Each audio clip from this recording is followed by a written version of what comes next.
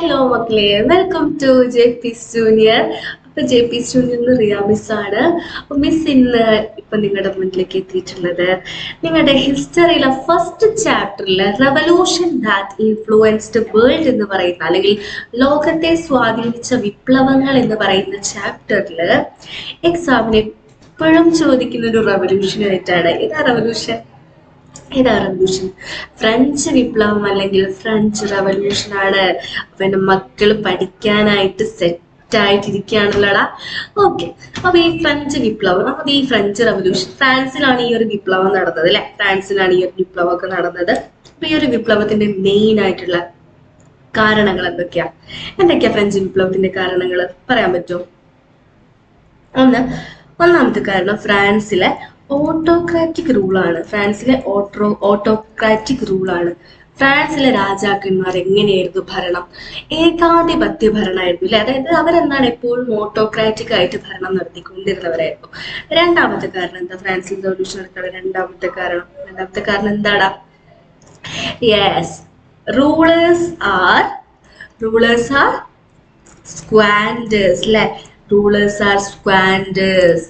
ഭരണാധികാരികൾ എല്ലാവരും ധൂർത്തടിയന്മാരായിരുന്നു. സമ്പത്ത് ഉണ്ടാക്കുക, അത് ധൂർത്തടിച്ച് കളയുക, ഇങ്ങനെയുള്ളവരായിരുന്നു അവിടെയുള്ള ആളുകൾ. മൂന്നാമത്തെ ഇമ്പോർട്ടൻ്റ് ആയിട്ടുള്ള കാരണം എന്ന് പറയുന്നത് സോഷ്യോ എക്കണോമിക് ഇൻഈക്വാലിറ്റി ആണ്. ഫ്രാൻസിൽ നിലനിന്നിരുന്ന സോഷ്യോ എക്കണോമിക് ഇൻഈക്വാലിറ്റി. പിന്നെ എന്താണ്? ഫ്രഞ്ച് സൊസൈറ്റീനെ മൂന്നായിട്ട് ഡിവൈഡ് ചെയ്തു. അതാണ് നാലാമത്തെ കാരണം. അപ്പൊ ഒന്നാമത്തെ കാരണം ഓട്ടോക്രാറ്റിക് റൂളിംഗ് ആണ്. രണ്ടാമത്തെ റൂളേഴ്സ് ആർ സ്ക്വാൻഡേഴ്സ് അല്ലെ, ഭരണാധികാരികള് ധൂർത്തടിയന്മാരായിരുന്നു. മൂന്നാമത്തെ കാരണം എന്താണ്? ഫ്രാൻസിൽ നിലനിന്നിരുന്ന സാമൂഹിക സാമ്പത്തിക അസമത്വം. നാലാമത്തെ കാരണം ഫ്രഞ്ച് സൊസൈറ്റീനെ മൂന്നായിട്ട് തരംതിരിച്ചത്. അപ്പൊ ഈ മെയിൻ മൂന്ന് കാരണങ്ങൾ പഠിച്ചു വെക്കുക. പിന്നെ ചിന്തകന്മാരുടെ സ്വാധീനം പറയുന്നുണ്ട്, ഇൻഫ്ലുവൻസ് ഓഫ് തിങ്കേഴ്സ് പറയുന്നുണ്ട്. അത് നിങ്ങൾ പഠിച്ചു വെക്കണം. ആരൊക്കെയാണ്? Rousseau, Voltaire, Montesquieu. അത് പഠിച്ചു വെക്കണം കേട്ടോ മക്കള്. അപ്പൊ നമുക്ക് കാരണം കിട്ടിയല്ലോ, ഫ്രഞ്ച് വിപ്ലവത്തിന്റെ കാരണങ്ങൾ നമുക്ക് കിട്ടിയല്ലോ. ഓക്കെ, ഫ്രാൻസിൽ ഏറ്റവും നല്ല രീതിയിൽ എക്സ്പ്ലോയിറ്റേഷൻ കൊണ്ടിരുന്ന ഒരു വിഭാഗം ആരായിരുന്നു? എപ്പോഴും എക്സ്പ്ലോയിറ്റേഷൻ നേരിട്ടുകൊണ്ടിരുന്നത് സാധാരണക്കാരാണ് അല്ലെ മക്കളെ. അതായത് ഫ്രാൻസിലെ സാധാരണക്കാരായിരുന്നു ഫ്രാൻസിൽ എപ്പോഴും എന്താണ് എക്സ്പ്ലോയിറ്റേഷൻ അല്ലെങ്കിൽ ചൂഷണം ഇങ്ങനെ നേരിട്ടുകൊണ്ടിരിക്കുന്നത്. ഫ്രാൻസിൽ ടെക്സ്റ്റ് ബുക്കിൽ നിങ്ങൾക്ക് ആദ്യം 3 റൂളേഴ്സിന്റെ കോഡ്സ് കാണാൻ പറ്റും അല്ലെ. അത് ഓട്ടോക്രാറ്റിക് റൂളേഴ്സ് ആണ് അല്ലെ. അതില് ലൂയി 14 വൈഫ് മേരി ആന്റോയിനറ്റ് പറയുന്നുണ്ട്, നിങ്ങൾക്ക് കേക്ക് തിന്നാൽ അല്ലെങ്കിൽ കേക്ക് കഴിക്കാൻ കിട്ടിയില്ലെങ്കിൽ എന്താ നിങ്ങൾക്ക് റൊട്ടി കഴിക്കാൻ കിട്ടിയിട്ടില്ലെങ്കിൽ എന്താ നിങ്ങൾക്ക് കേക്ക് കഴിച്ചൂടെ? ഉച്ചത്തോടു കൂടിയാണല്ലേ ആ സ്ത്രീ ചോദിക്കുന്നത്. വളരെ പരിഹാസം. കാരണം ഒരു കഷ്ണം റൊട്ടി പോലും ഫ്രാൻസിലുള്ള ഈ കോമൺസ് സാധാരണക്കാരായിട്ടുള്ള ആളുകൾക്ക് കിട്ടുന്നില്ല. ആ സമയത്ത് പരിഹാസമായിട്ടാണല്ലേ ആ സ്ത്രീ പറയുന്നത്. ശരിക്കും പറഞ്ഞാല് ഫ്രാൻസിന്റെ ഒരു ടെക്സ്റ്റ് ബുക്ക് പഠിച്ച ഒരു കോഴ്സ് ആണ് കേട്ടോ. ഫ്രാൻസില് 10ൽ 9 പേര് മരിക്കുന്നത് എങ്ങനെയാണ്? പോവർട്ടി കൊണ്ടാണ് കേട്ടോ. അതായത് ഭക്ഷണം കിട്ടാണ്ട്. ബാക്കി 1% ഇൻഡൈജക്ഷൻ, ദഹനക്കേട് കേട്ടോ. ദഹനക്കേട് ബാധിച്ച്, അതായത് ഭക്ഷണം അമിതമായിട്ട് കഴിച്ചു. അപ്പൊ തന്നെ നമുക്ക് എന്ത് മനസ്സിലാക്കാൻ പറ്റുന്നുണ്ട് മക്കളെ? ഫ്രാൻസിലെ എക്കണോമിക് ഇൻഈക്വാലിറ്റി, സാമ്പത്തിക അസമത്വം കാണാൻ പറ്റുന്നുണ്ട് അല്ലെ. ഓക്കെ, അപ്പൊ ഇതിന്റെ മെയിൻ ആയിട്ടുള്ള റീസൺ എന്ന് പറയുന്നത് ഫ്രഞ്ച് സമൂഹത്തിനെ മൂന്നായിട്ട് തരംതിരിച്ചതാണ്. ഓക്കെ അല്ലെ. ഫ്രഞ്ച് സമൂഹത്തിനെ മൂന്നായിട്ട് തരംതിരിച്ചിട്ടുണ്ട്. അത് ഏതൊക്കെയാന്ന് നോക്കിയാലോ നമുക്ക്. Okay, 1ാം estate, 2ാം estate, 3ാം estate. First estate, second estate, third estate അല്ലെ. അതില് ഫസ്റ്റ് എസ്റ്റേറ്റിൽ വരുന്നത്, ഫ്രഞ്ച് സൊസൈറ്റിയിൽ ഫസ്റ്റ് എസ്റ്റേറ്റിൽ വരുന്നത് ആരാണ്? പുരോഹിതന്മാരാണ്. 2ാമത്തെ എസ്റ്റേറ്റിൽ വരുന്നത് ആരാണ്? നോബിലിറ്റി അല്ലെങ്കിൽ പ്രഭുക്കന്മാരാണ്. 3ാം എസ്റ്റേറ്റിൽ വരുന്നത് കോമൺസ്, ഈ ട്രേഡേഴ്സ്, റൈറ്റേഴ്സ്, ലോയേഴ്സ്, ഈ ഒഫീഷ്യൽസ്, ടീച്ചേഴ്സ്, ബാങ്കേഴ്സ് എന്ന് പറഞ്ഞിട്ടുള്ള ആളുകളാണ് വരുന്നത്. കോമൺസ്, സാധാരണക്കാരാണ് വരുന്നത്. അപ്പൊ ഈ ഒരു ഫ്രഞ്ച് സൊസൈറ്റിനെ മൂന്നായിട്ട് ഡിവൈഡ് ചെയ്തതും എന്തിലേക്ക് നയിച്ചിട്ടുണ്ട്? ഫ്രഞ്ച് റെവല്യൂഷനിലേക്ക് നയിച്ചിട്ടുണ്ട് അല്ലെ.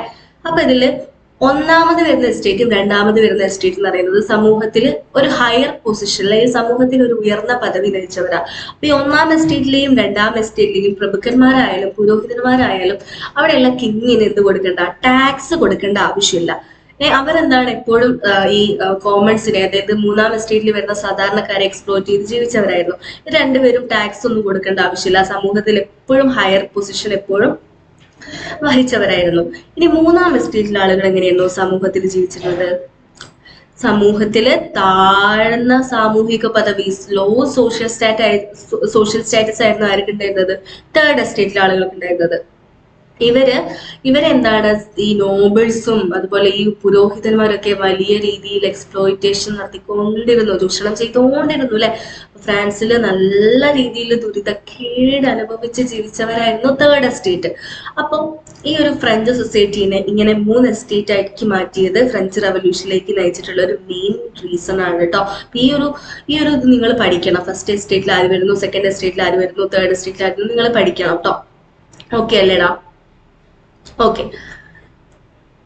അങ്ങനെ എന്താണ് ഫ്രാൻസിൽ ഈ രാജാക്കന്മാരായാലും പുരോഹിതന്മാരായാലും പ്രഭുക്കന്മാരായാലും നല്ല രീതിയിൽ എക്സ്പ്ലോയിറ്റ് ചെയ്തുകൊണ്ടിരിക്കുന്നത് മൂന്നാമത്തെ എസ്റ്റേറ്റിലെ ആളുകളെയാണ് അല്ലെ.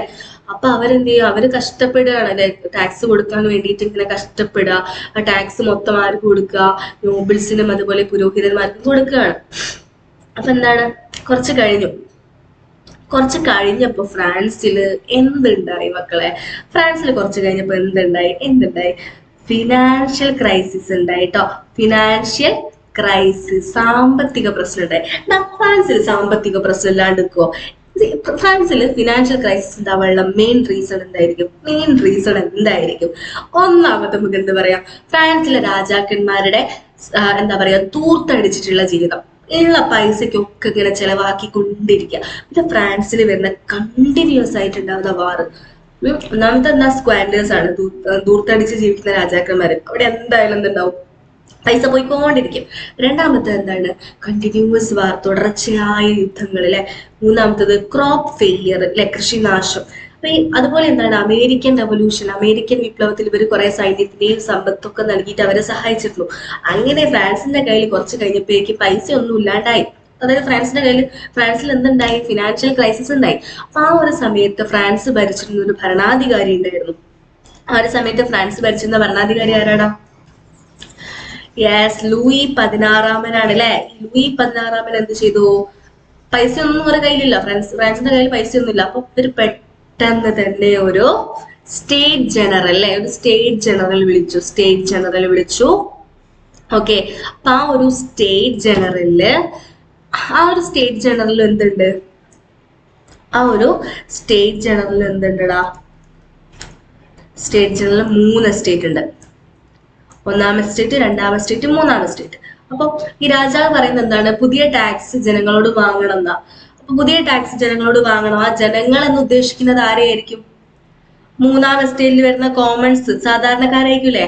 അപ്പൊ ഈ രാജാവ് എന്ത് ചെയ്തു, പുതിയ ടാക്സ് വാങ്ങുന്നതിനെ പറ്റിയിട്ട് ഈ ഒരു സ്റ്റേറ്റ് ജനറൽ പറയുന്നു. അപ്പൊ സ്റ്റേറ്റ് ജനറൽ പറയുന്നത് എന്താണ്, അതിനെ അനുകൂലിക്കുന്നവര് ഓരോ എസ്റ്റേറ്റിനും എന്തുണ്ട്, ഓരോ എസ്റ്റേറ്റിനും ഓരോ വോട്ട് തരാം. അപ്പൊ ആരാണ് ടാക്സ് വാങ്ങുന്നതിനെ അനുകൂലിക്കുന്നത് നോക്കുക. അപ്പൊ ഇവിടെ ഇങ്ങനെ ഓരോ എസ്റ്റേറ്റിനും ഓരോ വോട്ടാണെങ്കിൽ 3ൽ 2 എന്ത് പറയും, അതായത് ഒന്നാം എസ്റ്റേറ്റും രണ്ടാം എസ്റ്റേറ്റും പുതിയ ടാക്സ് വാങ്ങുന്നതിനെ സപ്പോർട്ട് ചെയ്യില്ലേ. കാരണം ഈ 2 എസ്റ്റേറ്റിലെ ആളുകൾ എന്ത് കൊടുക്കണ്ട, ടാക്സ് കൊടുക്കേണ്ട ആവശ്യമില്ല. ആകെ കൊടുക്കേണ്ടത് ആരാണ്? മൂന്നാം എസ്റ്റേറ്റ് ആണ്. അപ്പൊ 1ഉം 2ഉം എസ്റ്റേറ്റ് രാജാവിന്റെ ആ ഒരു തീരുമാനത്തിനെ സപ്പോർട്ട് ചെയ്യും അല്ലെ. പക്ഷെ മൂന്നാമത്തെ എസ്റ്റേറ്റ് സപ്പോർട്ട് ചെയ്യൂടാ? ഒരിക്കലും സപ്പോർട്ട് ചെയ്യില്ല. കാരണം അവരാണ് ടാക്സ് കൊടുക്കേണ്ടത്, മറ്റോല് രണ്ടും കൊടുക്കേണ്ട ആവശ്യമില്ല. അപ്പൊ ഈ മൂന്നാം എസ്റ്റേറ്റിലെ ആളുകൾ എന്ത് പറഞ്ഞു, പറ്റില്ല, ഞങ്ങൾക്ക് അങ്ങനെ പറ്റില്ല. ഞങ്ങൾക്ക് എങ്ങനെ പറ്റും? ഓരോരുത്തർക്കും എന്ത് വേണമെന്ന് പറഞ്ഞു? ഇൻഡിവിജ്വൽ വോട്ട് വേണം അല്ലെ. അപ്പൊ ഇൻഡിവിജ്വൽ വോട്ട് ആണെങ്കിൽ അവിടെ ആര് ജയിക്കുന്ന ഉറപ്പാണ്? കോമൺസ് ജയിക്കും. കാരണം ഫ്രാൻസിൽ ഏറ്റവും കൂടുതലുള്ളത് ആരാണ്? കോമൺസ് ആണ്. നമുക്കറിയാലോ, ഫ്രാൻസിൽ ഏറ്റവും കൂടുതലുള്ളത് കോമൺസ് ആണ്. അപ്പൊ അവിടെ എന്തായാലും ആര് ജയിക്കും? കോമൺസ് ജയിക്കും. പക്ഷെ രാജാവ് ആരും സമ്മതിച്ചില്ല. രാജാവ് പറഞ്ഞെന്താ, ഓരോ എസ്റ്റേറ്റും ഓരോ വോട്ട് മാത്രമേ പറ്റുന്നുള്ളൂ. പക്ഷെ അതിനാരും വിട്ടുകൊടുത്തിട്ടില്ല. മൂന്നാം എസ്റ്റേറ്റ് വിട്ടുകൊടുത്തില്ല. അവര് പെട്ടെന്ന് തന്നെ അവിടുന്ന് ഇറങ്ങിപ്പോയി. എങ്ങോട്ടേക്കാ പോയത്? നോക്കൂ, എങ്ങോട്ടേക്കാ പോയത്? തൊട്ടടുത്തുള്ള ടെന്നീസ് കോർട്ടിലേക്കാണ് പോയത് അല്ലെ. ടെന്നീസ് കോർട്ടിലേക്ക് പോയിട്ട് അവർ എന്താണ് അവർ പറഞ്ഞത്?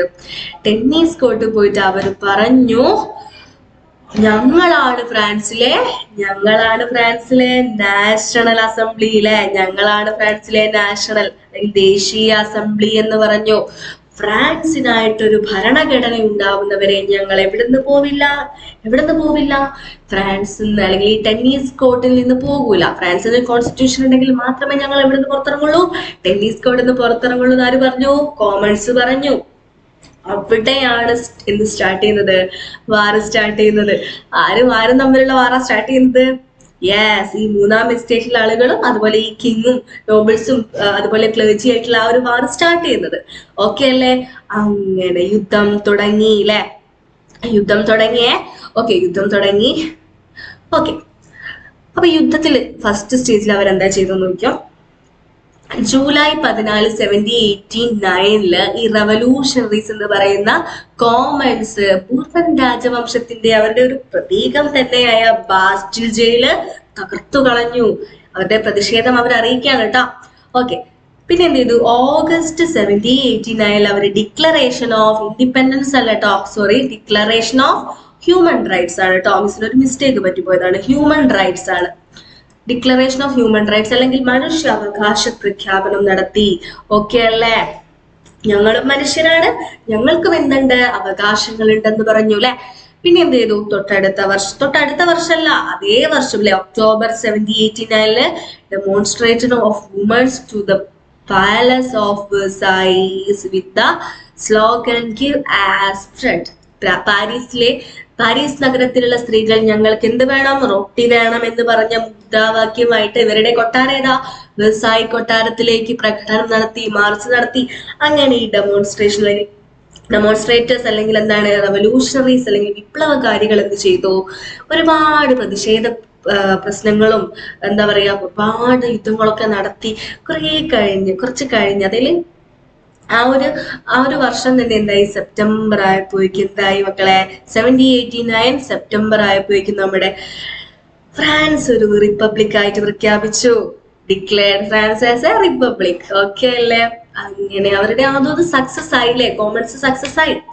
ഓക്കെ അല്ലേ? അങ്ങനെ ഫ്രാൻസ് എന്തായി? റിപ്പബ്ലിക് ആയിട്ട് മാറി. ഓക്കെ അല്ലേ? ഇനി ഇതിൽ ചോദിക്കുക എന്താ അറിയോ? നെപ്പോളിയനും ഫ്രഞ്ച് റവല്യൂഷനും തമ്മിലുള്ള ഒരു റിലേഷൻ ചോദിക്കും. അതായത് നെപ്പോളിയൻ എന്ന് പറയുന്നത് ഫ്രാൻസ് ഭരിച്ചിരുന്ന ഒരു റൂളർ ആയിരുന്നു. അയാൾ എങ്ങനെയാണ്? ഓട്ടോക്രാറ്റിക് റൂളർ ആണെങ്കിലും അയാള് ഫ്രാൻസിന് വേണ്ടിയിട്ടുള്ള നല്ല പരിഷ്കരണങ്ങളൊക്കെ കൊണ്ടുവന്നിട്ടുണ്ട്. ആ പരിഷ്കരണങ്ങൾ എക്സാമിന് 4 മാർക്കിൽ ചോദിക്കുന്നത് കാണാറുണ്ട്. ഓക്കെ, നമുക്കത് പഠിച്ചാലോ. ഒന്നാമത്തെ നോക്കിയോ, കർഷകരെ, അതായത് അദ്ദേഹം വന്നതിന് ശേഷം ഫ്രാൻസിൽ ഉണ്ടായ മാറ്റങ്ങളാണ് കേട്ടോ. കർഷകരെ ഭൂമിയുടെ ഉടമകളാക്കി മാറ്റി, അതായത് ഈ ഫാമേഴ്സിനെ ലാൻഡ് ഓണേഴ്സ് ആക്കി മാറ്റി. അതായത് ആദ്യം കർഷകർക്കൊക്കെ ഭൂമി പാട്ടത്തിന് കൊടുക്കലായിരുന്നു. പക്ഷെ നെപ്പോളിയൻ വന്നതിന് ശേഷം എന്തായി? കർഷകരെ ഭൂമിയുടെ ഉടമകളാക്കി മാറ്റി. രണ്ടാമത്തത് എന്താ? പബ്ലിക് ഡെപ്റ്റ് ഒഴിവാക്കാൻ, പൊതുകടം ഒഴിവാക്കാൻ വേണ്ടിയിട്ട് സിങ്കിങ് ഫണ്ട് എന്ന പേരിൽ ഒരു പ്രത്യേക ഫണ്ട് രൂപീകരിച്ചു.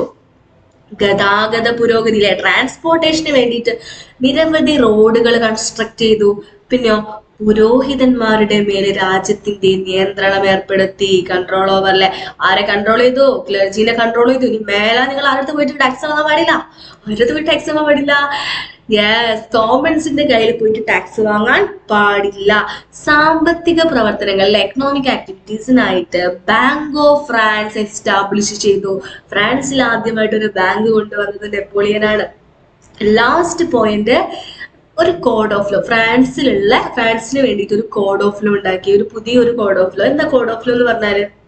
ഒരു നിയമസംഹിതയാണ് അല്ലെ, ഫ്രാൻസിലെ ജനങ്ങൾ പാലിക്കേണ്ട നിയമങ്ങൾ അല്ലെ. അങ്ങനെയുള്ള ഒരു കോഡ് ഓഫ് ലോ കൊണ്ടുവന്ന വ്യക്തി കൂടിയാണ് നെപ്പോളിയൻ. അപ്പൊ എന്റെ മക്കൾക്ക് ഫ്രഞ്ച് റവല്യൂഷൻ എന്താണെന്ന് ക്ലിയർ ആയിട്ട് മനസ്സിലായിട്ടുണ്ടാവല്ലോ. അപ്പൊ മക്കൾ എന്ത് ചെയ്യാ? ഈ ഒരു ഫ്രഞ്ച് റവല്യൂഷൻ നല്ല വൃത്തിക്ക് എന്ത് ചെയ്യാ? നല്ല വൃത്തിക്ക് പഠിക്കുക. ഓക്കെ അല്ലെ? എന്ത് സഹായത്തിനാണെങ്കിലും മിസ് ഉണ്ടാവും കേട്ടോ. മിസ്സിന്റെ പുതിയ വീഡിയോസ്, മിസ്സിന്റെ അല്ല, നിങ്ങൾക്ക് വേണ്ട സബ്ജക്റ്റിന്റെ പുതിയ വീഡിയോസും അതുപോലെ ഇമ്പോർട്ടന്റ് ഏരിയാസ് ആയിട്ട് ഞങ്ങൾ വരുന്നുണ്ട്. ഞങ്ങൾ എപ്പോഴും നിങ്ങളുടെ കൂടെ ഉണ്ടാവും. അപ്പം നിങ്ങൾ എന്ത് ചെയ്യുക? ഞങ്ങളുടെ യൂട്യൂബ് ചാനൽ സബ്സ്ക്രൈബ് ചെയ്യുക. JP's ജൂനിയർ എന്ന് പറയുന്ന ഞങ്ങളുടെ യൂട്യൂബ് ചാനൽ നിങ്ങൾ സബ്സ്ക്രൈബ് ചെയ്യുക. നിങ്ങൾക്ക് വേണ്ട കാര്യങ്ങൾ, എക്സാമിൽ പഠിക്കേണ്ട ഇമ്പോർട്ടന്റ് ആയിട്ടുള്ള കാര്യങ്ങൾ ഞങ്ങൾ നിങ്ങൾക്ക് മുന്നിലേക്ക് എത്തിക്കും. അപ്പം എൻ്റെ മക്കള് എന്ത് ചെയ്യുക, അടിപൊളിയായിട്ട് പഠിക്കുക. ഓക്കെ അല്ലേടാ? ബൈ.